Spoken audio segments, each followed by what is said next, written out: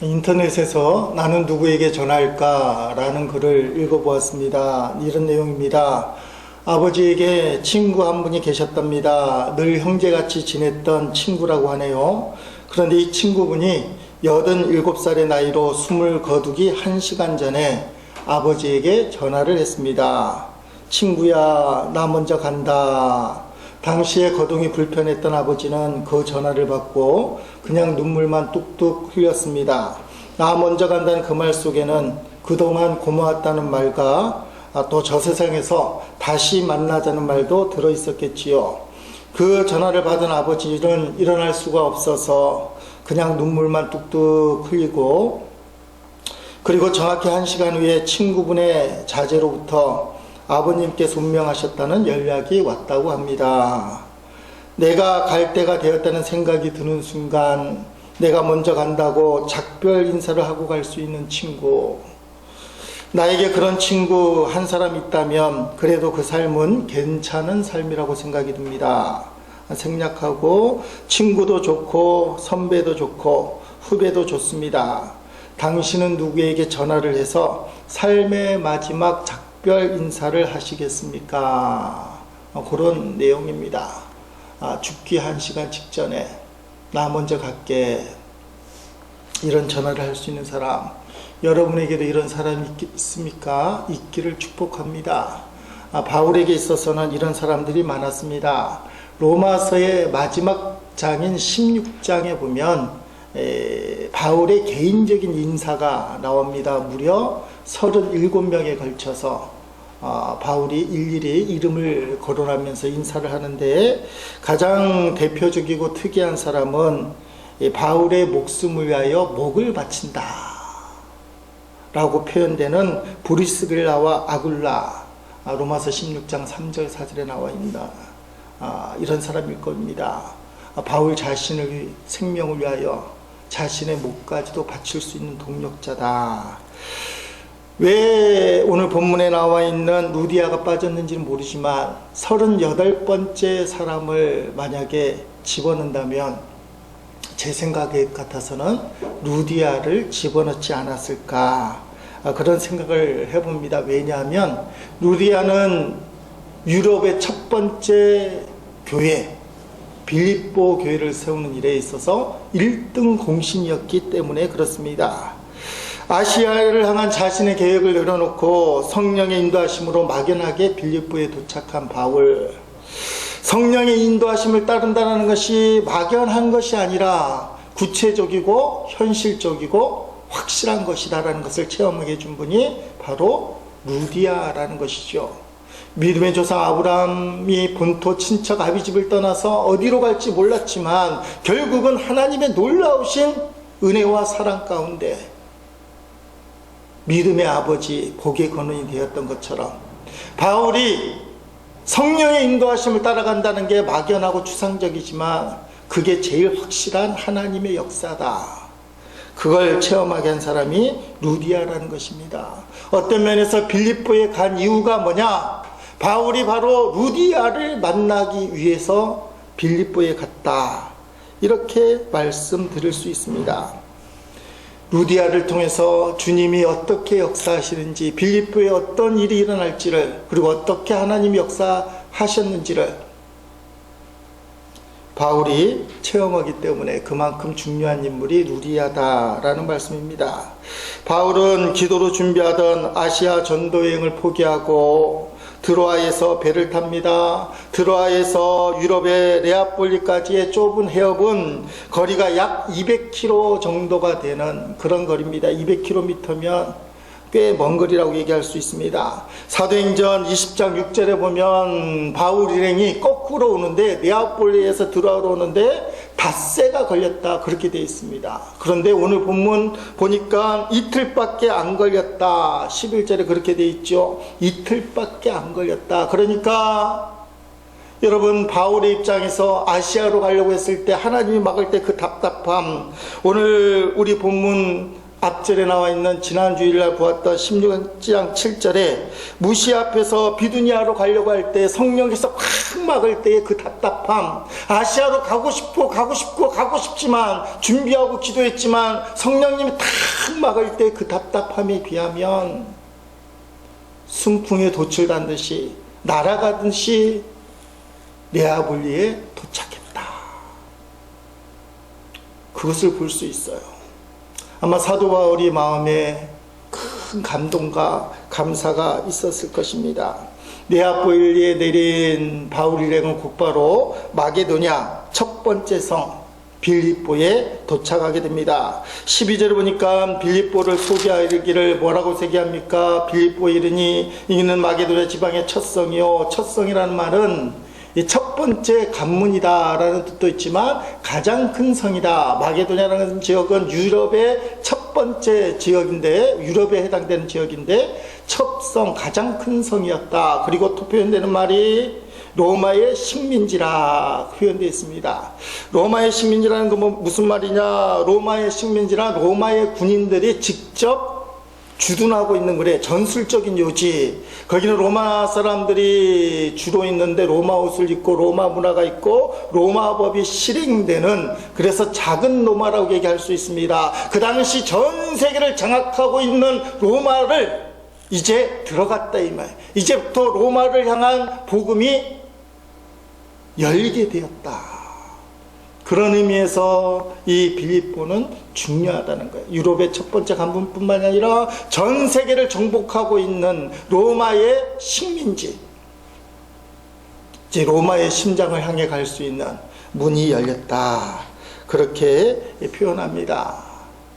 바울은 수일을 거하다가 안식일을 맞게 됩니다. 그래서 빌립보는 아직 회당이 없기 때문에 기도할 곳을 찾다가 강가를 가게 됩니다. 거기 몇 명의 모인 여자들을 만나게 되는 것이죠. 거기서 루디아를 만나게 되는 겁니다.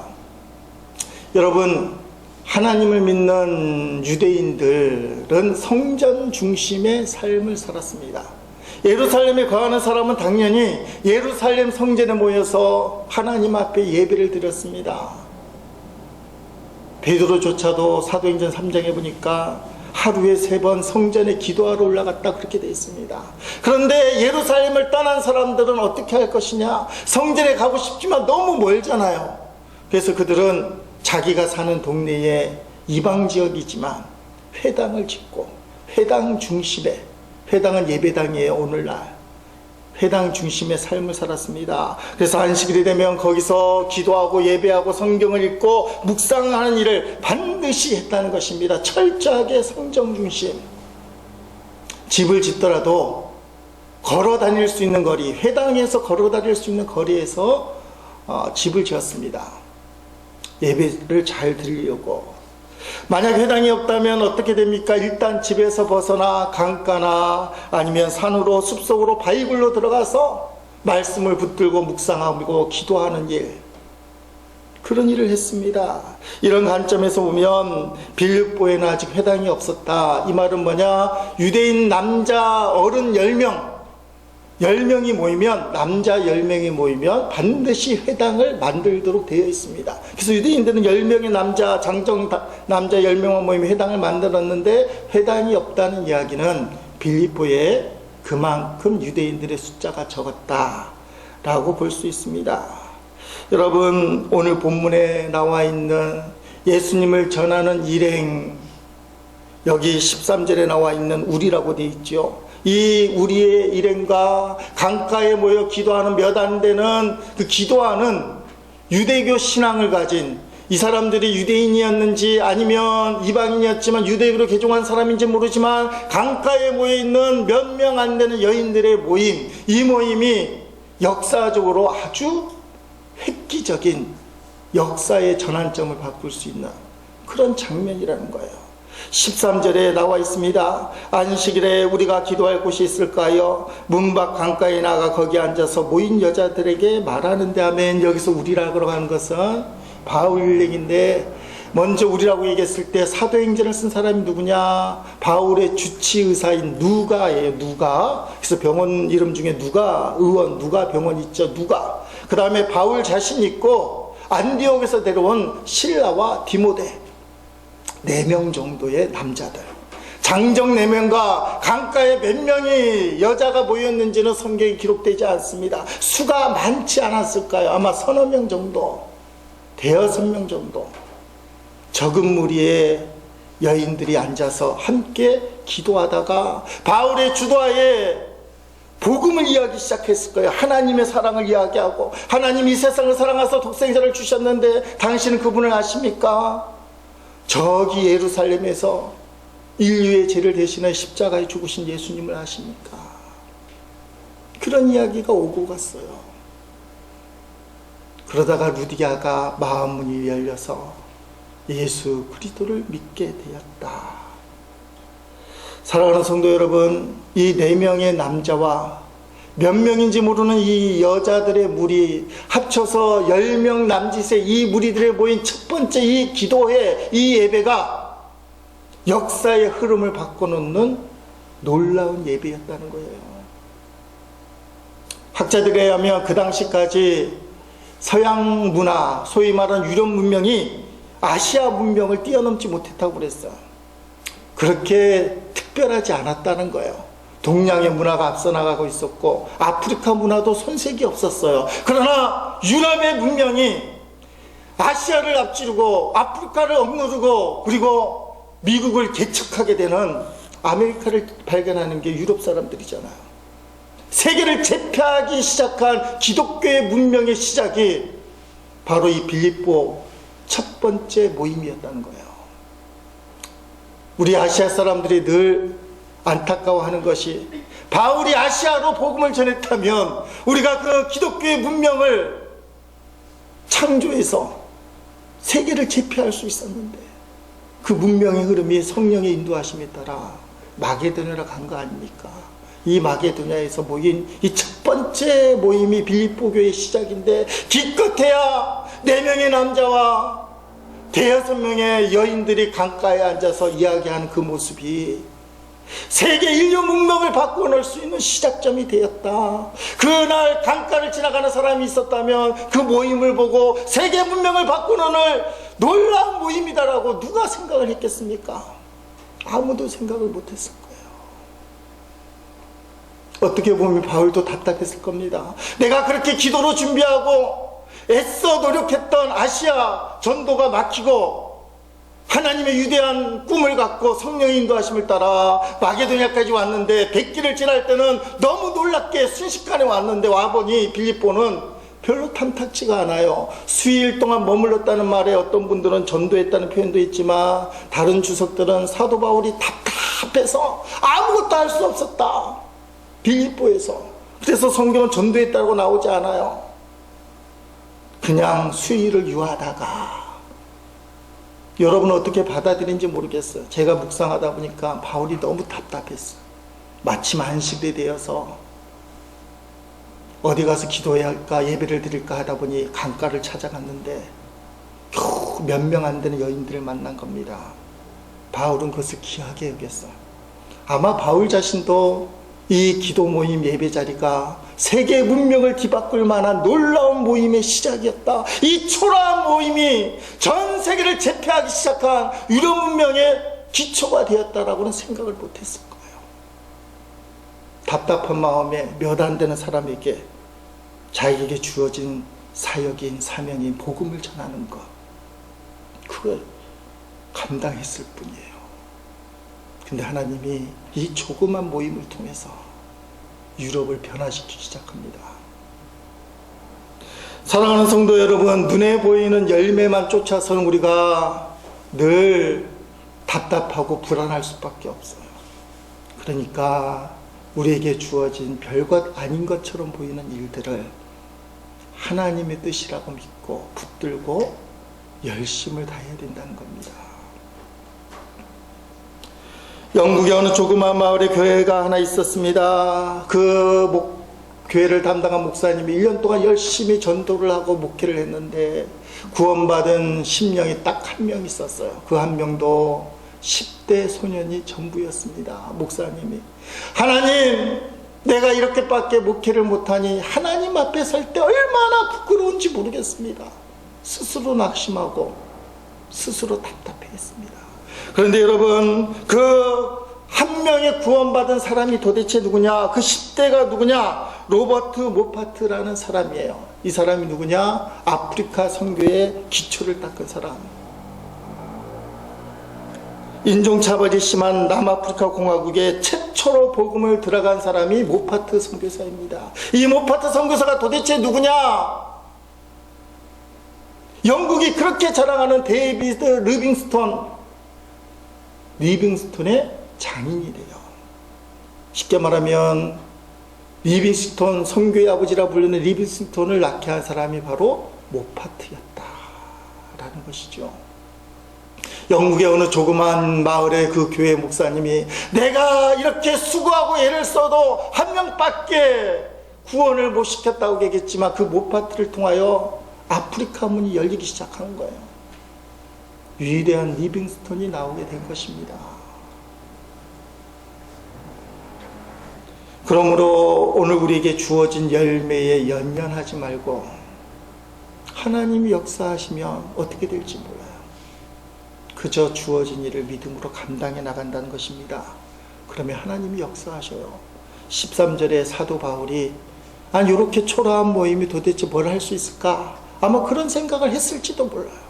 그러나 그 초라한 모임의 시작이 빌립보 교회를 태동시켰고 유럽 문명을 가져왔다는 거예요.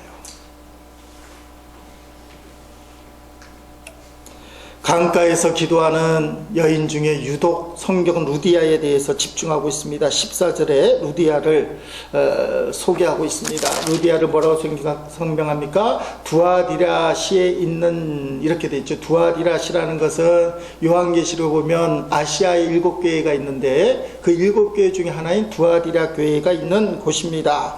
이곳은 수세기 동안 그 천을 만드는 직조, 또 색깔을 만드는 염료 공장으로 유명한, 직조와 염료로 유명한 그런 곳입니다. 그러니까 두아디라시에 있는 그곳 출신이라 이거예요. 그곳 출신인데 빌립보에 살고 있는 자색옷감 장사. 자색옷감 장사라는 것은 많은 염료 중에서도 제일 비싼 염료, 요새같이 인공으로 색소를 안 만드니까 자연적인 이런 것을 합하는데 가장 돈이 많이 들어가는 염료가 자색이에요. 그래서 이 자색은 그 당시에 고급 옷들에게만 적용이 됩니다. 황제, 귀족, 로마 사람들 중에서도 상위권 부류, 이런 사람들이 입는 자색 옷감 장사. 그러니까 두아디라시에서 만든 이 자색 옷감을 빌립보에 지점을 내고 파는 사람이 바로 루디아였다. 그런데 자색 옷감 장사는 뭔 일인지 모르지만 남편이 있는 부인이 하기에는 힘든 장사, 돈이 많이 끼어드는, 이권이 많은 그런 장사기 때문에 상당히 폭력적이었다. 상당히 힘든 그런 장사였다. 거친 장사였다고 얘기합니다. 그러니까 웬만한 배짱 갖고는 할 수 없는 장사가 자주옷감 장사였다는 거예요.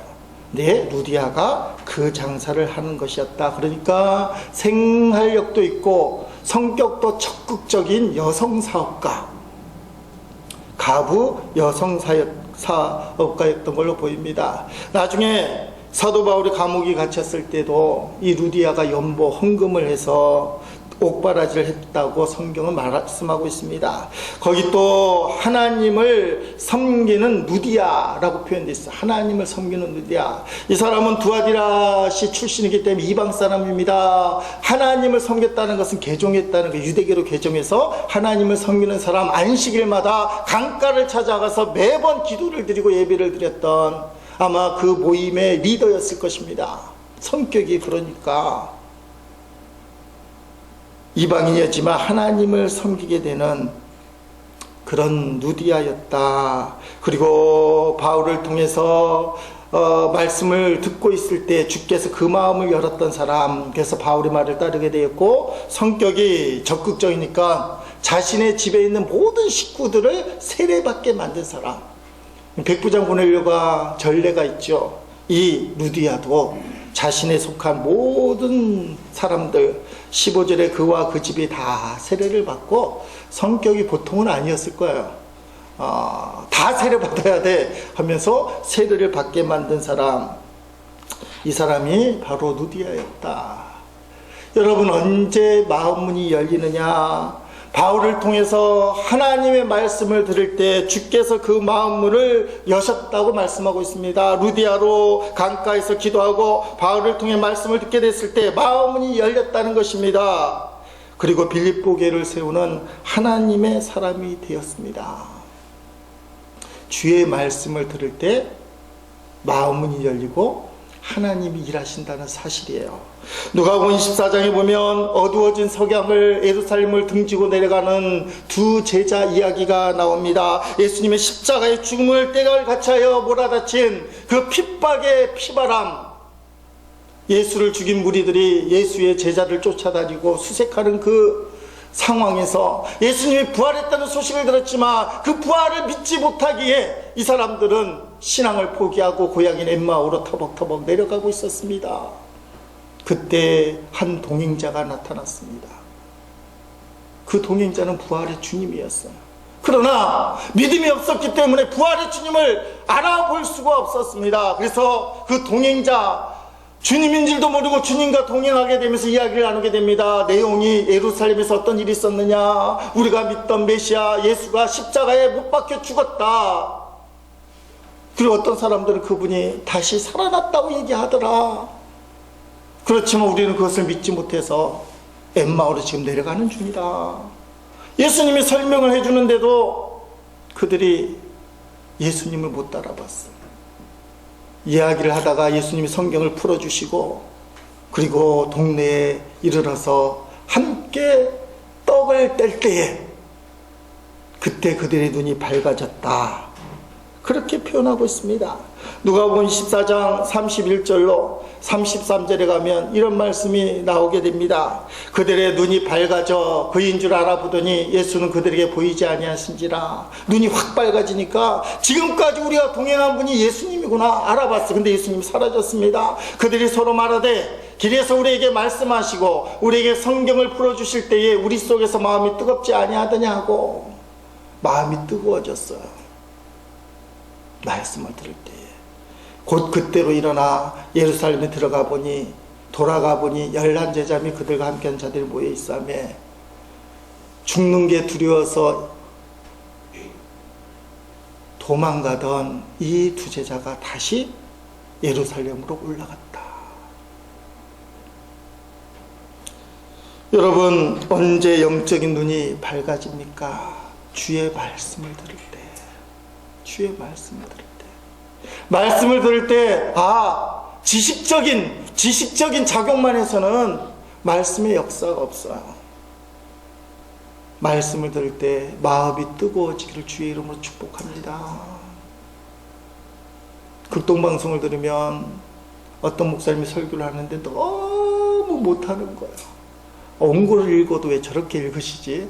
좀 한 3번만 읽어도 또박또박 잘 읽으실 텐데 감기가 걸리셨는지 읽는 것도 시원치 않고 내용도 뭔지 모르고.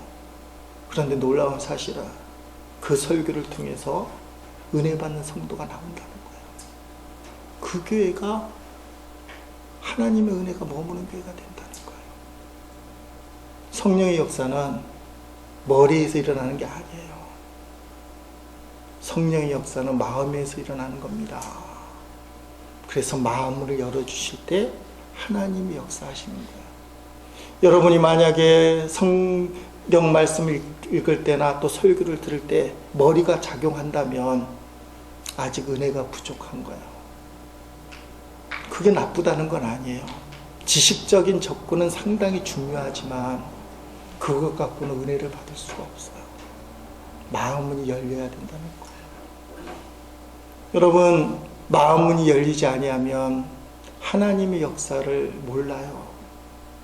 사도 바울이 답답한 마음에 강가에 앉았지만 그는 하나님의 분명한 역사를 믿었어요. 이곳에서 하나님의 임재가 있다. 하나님의 뜻이 있다. 그는 마음문이 열린 사람이었어요.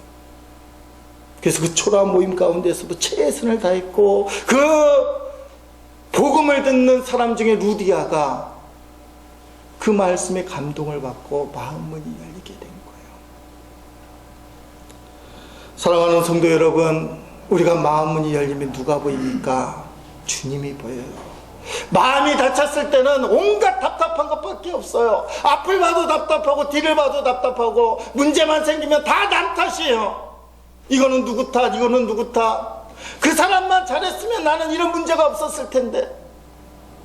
아쉬움과 안타까움이 묻어나요. 그런데 말입니다, 마음문이 열리기 시작하면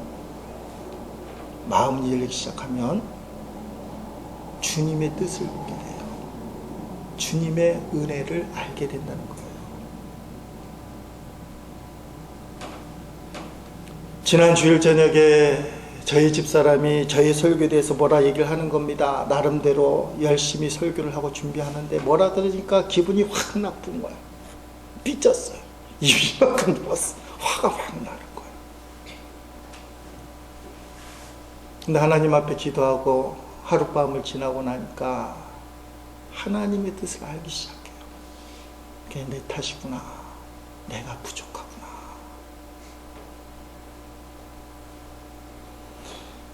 우리가 특송을 설교 전에 들었습니다. 주 은혜임을이라는 그런 찬양이었습니다. 제일 마지막 가사가 뭡니까? 살아가는 이 모든 순간, 좋을 때뿐만이 아니라 안 좋을 때, 어떻게 보면 초라한 강가의 이 첫 번째 모임처럼 내 인생이 이렇게 초라하냐 하는 그 순간에도 그것이 주 은혜임을 나는 믿네. 여러분이 지금 어렵고 힘든 순간을 지날지 모르지만 이 순간이 하나님이 주신 은혜이다. 우리 한번 불러볼까요? 주 나의 보습분에 불러보겠습니다.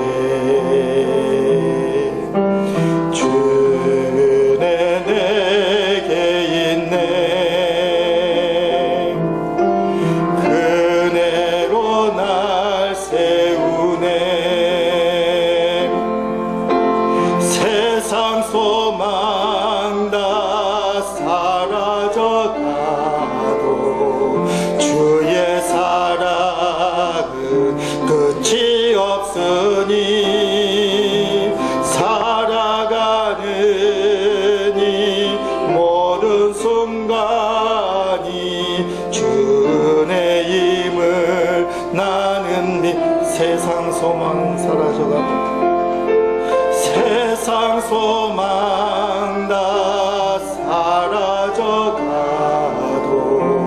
주의 사랑은 끝이 없으니 살아가는 이 모든 순간이 주 은혜임을 나는 믿네. 세상 소망이 다 살아가지만 주의 사랑은 끝이 없고 지금 이 순간에도 소망이 살아가는 이 순간에도 주의 은혜임을 나는 믿네. 여러분, 오늘 우리에게 주어진 이 삶을 마음문이 열고 볼 수 있길 바랍니다. 마음문이 열리게 되면 어떤 역사가 일어납니까? 결국은 내 자신의 모든 것이 주님의 것이라는 걸 알아요. 내게 주어진 고통과 슬픔과 아픔도 주님의 것이지만 내게 주어진 물질, 어쩌면 내게 주어진 인생, 내 생명까지도 주님 것이다. 그래서 마음문이 열린 루디아가 한 이야기가 자기 식구들 다 모아놓고 세례를 받고 그리고 곧바로 한 일이 바울 일행을 자기 집에 머물게 하는 거예요. 예나 지금이나 장정 4명을 먹고 살리는 것, 자기 집에 머물고 하는 것, 그리고 가운데 외간 남자 4명을 집에 들이는 것이 쉬운 일이 아닙니다. 당연히 물질이 뒷받침이 돼야 돼요. 아니 불러다 놓고 쫄쫄 굶기면 안 되잖아. 루디아는 부자였어요. 부자였다고 다 이런 일을 합니까? 믿음이 있다고 다 이런 일을 할 수 있습니까? 그런데 루디아는 부자였을 뿐만 아니라 믿음이 있었어. 나를 믿는 자로 여기거든 내 집에 유하면서 복음을 전하시오. 그래서 루디아의 집이 빌립보 교회가 되었다는 거예요. 루디아는 자기에게 주어진 환경, 축복을 주님의 일을 위하여 드릴 수 있는 사람. 저는 우리 교회 모든 성도들이 루디와 같이 되기를 주의 이름으로 축복합니다. 내게 주어진 모든 것들을 활용해서 주를 위해 드릴 수 있고 주님이 쓰시도록 할 수 있는 사람들, 이게 마음문이 열린 사람이에요. 여러분, 무신론자 공산당인 북한 사회에서도 인정받는 기독교인 갑부, 그것도 여자가 있어요. 사진을 하나 보겠습니다. 이 사람이 평양에 저 조각상이 세워져 있는데 백선행이라는 집사님의 동상입니다. 북한 사람들, 공산주의자가 이 기독교 집사님을 민족 자본가라 해서 기리는 그런 사람이에요. 그 밑에 조각상 밑에 이런 글이 쓰여 있습니다. 백선행 1848년 1933년, 그러니까 48년에 태어나고 33년에 죽은 거죠. 상상을 초월하는 근면과 건박절약으로, 근면을 우리는 근데 건박절약으로 마련한 거금을 제민족 제나라를 위하여 선한 일에 고스란히 바치어 인민들로부터 존경을 받은 평양의 애국적 여인, 이렇게 기록되어 있습니다. 이 백성행이라는 여자 집사님인데, 선행이라는 이름이 태어날 때 지어진 이름이 아니라 그 당시에는 여자아이들 이름을 짓지 않았대요. 뭐 아기씨 뭐 이렇게 부르다가 무슨 동네 때 부르다가 하도 선행을 많이 하니까 선행을 많이 한 여자 하다 보니 성은 백시요 이름은 백선행이라 그렇게 불리게 된 사람입니다. 이 사람은 또 우리나라 최초로 여성으로서 장례식을 사회장으로 치른 사람. 고 김영삼 장로님 대통령이 서거하고 국민장이라고 우리가 치른 적이 있는데, 이 백선행 집사님이 평양에서 죽을 때 시민장으로, 여자로서는 최초로 시민장을 했다는 거예요. 그 당시 평양 시민의 3분의 2에 해당되는 10만 명이 백선행 집사님의 마지막 길을 배웅했다고 그렇게 기록이 있습니다. 1933년 5월 10일 이 백선행 집사님이 소천한 날인데, 동아일보는 이 백선행 집사님에 대해서 시리즈 기사를 실었어요. 첫 번째가 이 내용입니다.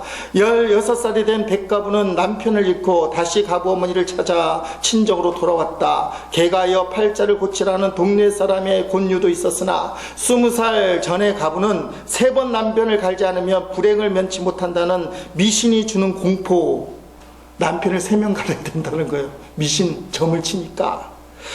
어머니 가부의 신세를 생각하며 가부 모녀는 죽기까지 떨어지지 않기를 맹세하고 새 생활을 개척했다. 우선 그날 먹을 것이 문제였다. 먹을 것이 없을 만큼 찢어지게 가난했다 그 말이죠. 그들은 청대 쪽으로 만든 검푸는 물감인데 청대치기와 간장장사, 배짜기 등으로 새 생활의 첫걸음을 내디뎠다. 몇 살에 가부가 됐는지는 잘 몰라요. 16살이기도 하고 18살, 20살이기도 했는데 2년 만에 남편을 잃고 자식 하나 두고 가부가 되었는데, 먹을 것이 없는 이 백가부가 아주 열심히 살았어요. 그랬더니 엄청난 가부가 되었다는 겁니다. 하도 좋은 일을 많이 했어요. 사회 봉사에, 다리 놓는 일에, 학교 세우는 일에, 교회 세우는 일에 온갖 사회 봉사를 많이 하니까 조선총독부도 그냥 두고 볼 수는 없다. 그래서 조선총독부에서 이 백선행 집사님에게 표창장을 주겠다 그랬어요. 근데 겸손한 이 백선행 집사님이 나는 표창을 받을 만큼 일을 하지 않았습니다 하고 거부를 해서, 이것 때문에 많은 부자들이 공산주의의 적이 됐지만 김일성이가 유독 칭찬한 민족 자본가가 백선임 집사였어요. 조선 총독부의 표창장을 안 받은 것 때문에. 그래서 엄청난 부자인데도 불구하고 김일성이 인정해서 조각까지 동상까지 세워준, 지금도 평양에는 기념관이 있다는 거예요. 백선행 기념관. 여러분, 백 집사님이 거부가 된 아주 특별한 계기가 있었습니다. 웬만큼 돈이 모이니까 그런 생각이 드나 봐요. 시아버지도 생각이 나고 남편의 산소가 걱정이 되는 거예요. 그래서 돈이 웬만큼 모였으니 우리 시아버지하고 남편의 모를 좋은 데다 한번 써야 되겠다.